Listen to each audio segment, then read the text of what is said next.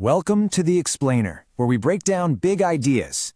Today, we're diving into one of the most influential books ever written, Stephen Covey's The 7 Habits of Highly Effective People. And we're not just going to list off 7 tips for you. No, we're going way deeper, into the core philosophy behind them, a fundamental shift in how you see yourself and the world around you. So, let's kick things off with a question.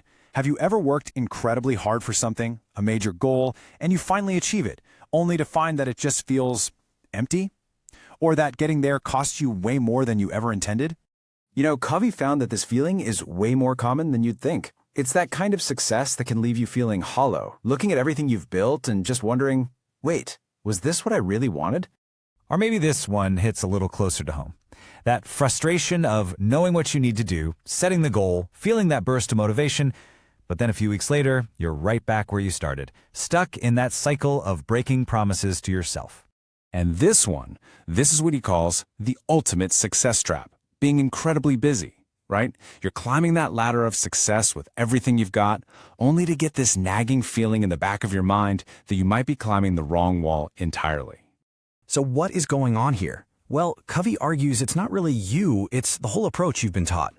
He makes this really powerful distinction between what he calls the character ethic and the personality ethic.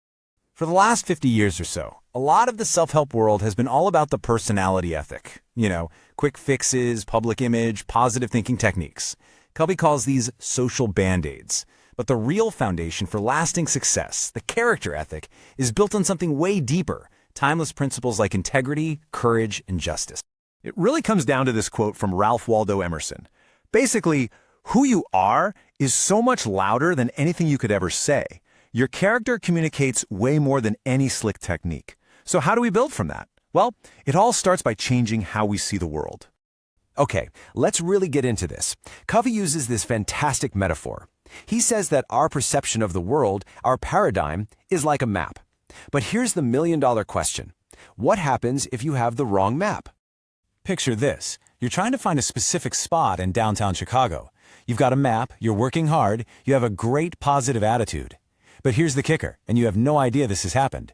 Due to a printing error, the map you're holding, the one labeled Chicago, is actually a map of Detroit. No way. Of course not. All that effort, all that positivity, it's just going to get you to the wrong place, but faster. The problem isn't your behavior or your attitude. The problem is the map itself. Okay, let me give you a perfect example of how this wrong map idea plays out. Imagine a captain on the bridge of a battleship at night. A lookout reports a light dead ahead, and you're on a collision course. So the captain, he's working from his map, right? His map says, I'm the captain, I have rank, people do what I say. So he gives a direct order. But the other light, it's not budging, and you can just feel the captain's frustration building. He gets angrier, escalating his commands, finally pulling out the big guns. I'm a battleship! And the simple reply comes back, I'm a lighthouse. The battleship, of course, changed course. And here's the huge point. Reality. The territory, it doesn't care about your map. You can't argue with a lighthouse. You can't break it. You either work with it or you crash and burn. And that right there is the core idea. Those principles, they are the lighthouses. They are the territory. A correct map, an effective life, is centered on these unshakable principles. It gives you this solid inner core that doesn't get rattled by your mood, your circumstances, or what other people think. All right, so once you start to get your map right, the next step is a total game changer, realizing that you are the one holding the map. You are the map maker, and this is the essence of being proactive. You know, so many of us are taught to live in this reactive way. We think what happens to us, the stimulus, automatically causes our reaction, the response. The traffic is bad, so I am angry. My boss criticizes me, so I get defensive. But here is the paradigm shift that changes everything.